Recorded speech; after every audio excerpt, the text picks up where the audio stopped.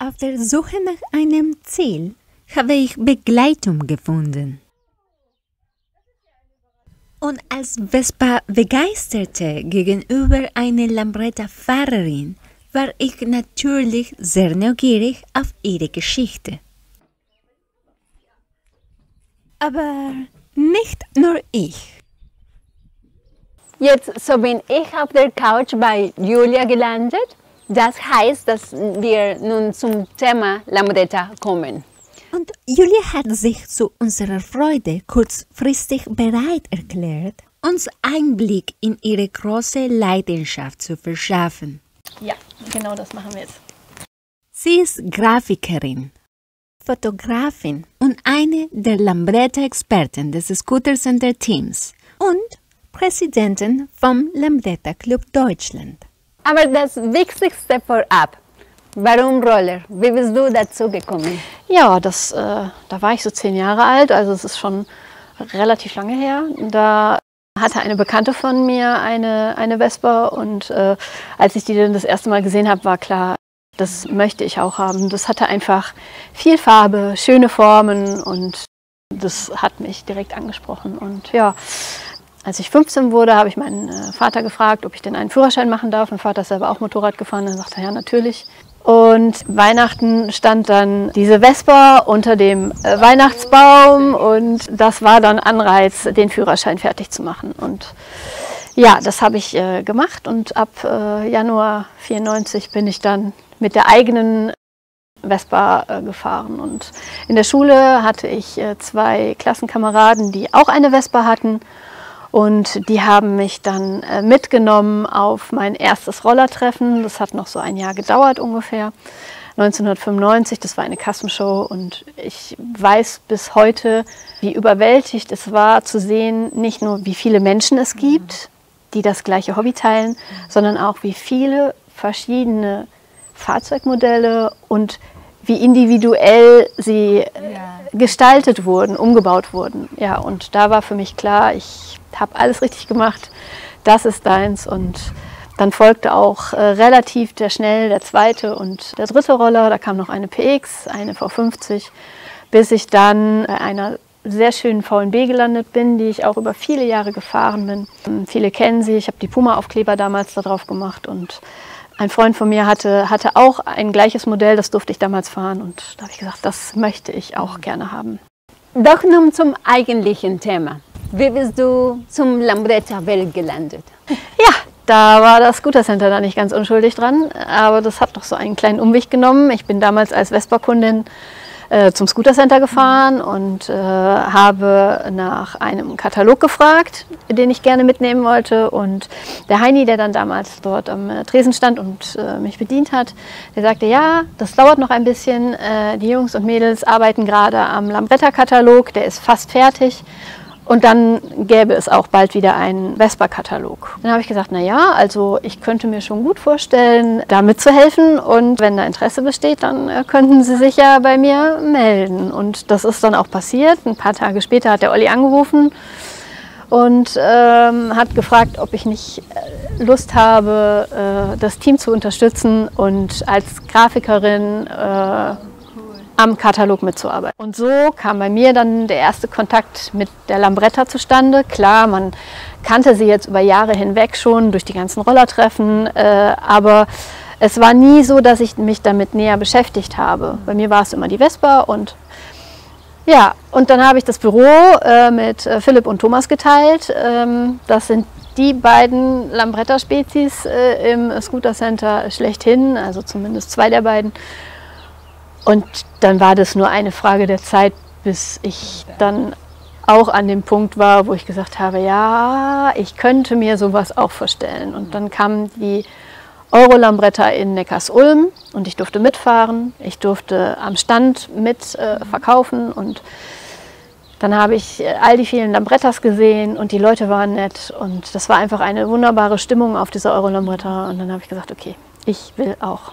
Und der Ulf, der hatte damals zufällig noch eine LI in Teilen, die komplett restauriert werden musste. Und ich habe ihn gefragt, ob er nicht eine Lambretta abzugeben hat. Und er sagte, ja, komm mal mit, ich habe da was, das darfst du. Ja, und ich sagte, ja. Ja, und dann stand ich vor dieser Kiste mit Teilen und die nächste Euro-Lambretta, das war gerade 3 Monate entfernt, also die Zeit drückte. Und dann haben wir zusammen mit dem Robert, der hat mir ganz viel geholfen bei den Blecharbeiten, beim Zusammenbau, und dem Philipp, der die Technik und den ganzen Motor übernommen hat, haben wir das dann Tag und Nacht quasi daran gearbeitet und haben es dann wirklich geschafft, dass die Lambretta pünktlich fertig wird. Und dann bin ich damit damals nach Schweden gefahren. Und hast du diese Lambretta immer noch? Nein, die habe ich tatsächlich nicht mehr. So zusammen mit diesem, ich nenne ihn Lambretta-Prozess, kam bei mir auch diese Vorliebe zum Originallack, zum Originalzustand, einfach ja, weg von der Restauration hin zum Erhalten. Bin dann auf eine Lambretta SX150 gestoßen, die falsch beschrieben war schon. Und dann habe ich dem Philipp gesagt, Philipp, wie sieht's aus? Begleitet ihr mich? Habt ihr Lust, zusammen nach Italien zu fahren? Und Philipp sagt natürlich. Und da ist noch ein Freund von uns mitgefahren, der Ulf damals. Und dann haben wir uns zu dritt ins Auto gesetzt, sind mit dem Scooter-Center-Bus zum Vittorio Tessera gefahren, haben eine Lieferung vom Scooter-Center dort abgegeben, haben etwas mitgenommen. Wir haben das Museum besucht, vom Vittorio damals, und sind dann weitergefahren nach Gorizia bei Udine, das ist auch im Norden von Italien, und haben dort diese Lambretta abgeholt. Eins führt zum anderen. Wie kam es, dass du Präsidentin von Lambretta Club Deutschland wurdest? Also das war so ein bisschen der Schubs ins kalte Wasser, geplant war das nämlich nicht.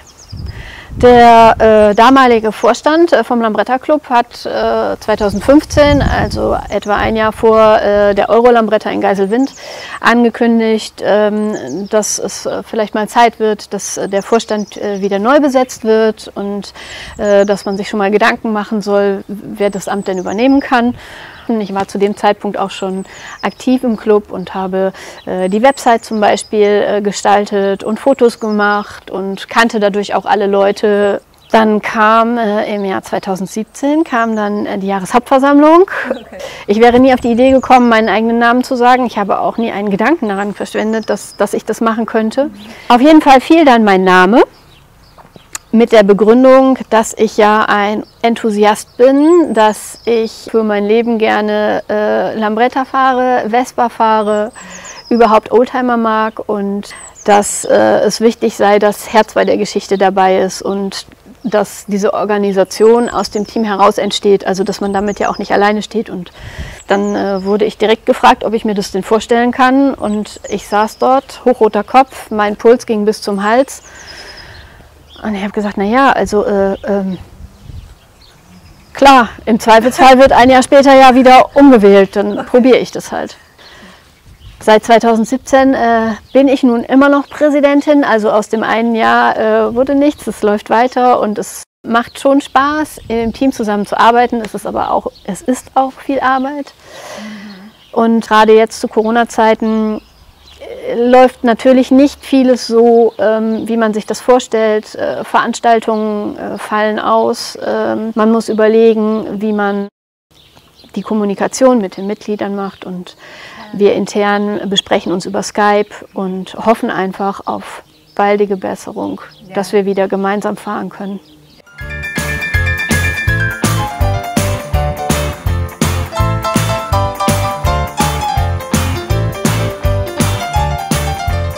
Vielleicht können wir es uns schon denken.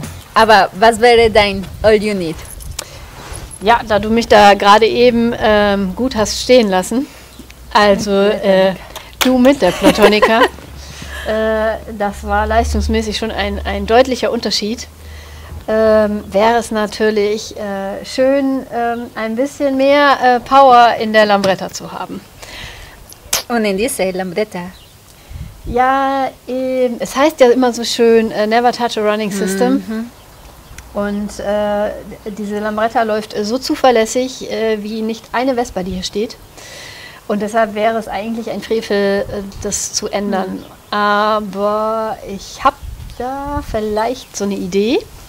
Da steht noch jemand in der Garage, Okay. der schon sehr, sehr lange nicht mehr auf der Straße war und der sich bestimmt freuen würde, wenn er reanimiert wird. Genau. Das wäre ein schönes Projekt. Ich denke schon. Soll ich es dir mal zeigen? Ja, natürlich. Ja, dann würde ich sagen, auf dafür. Dann, komm mal mit.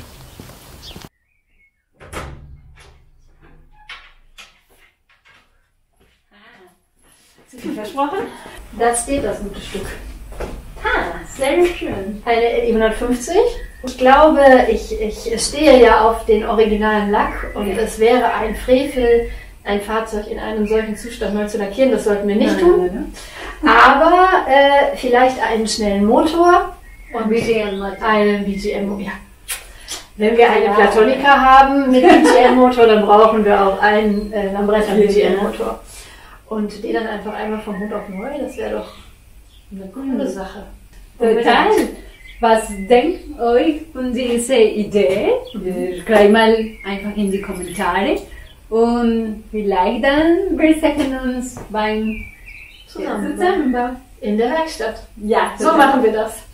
Genau, super.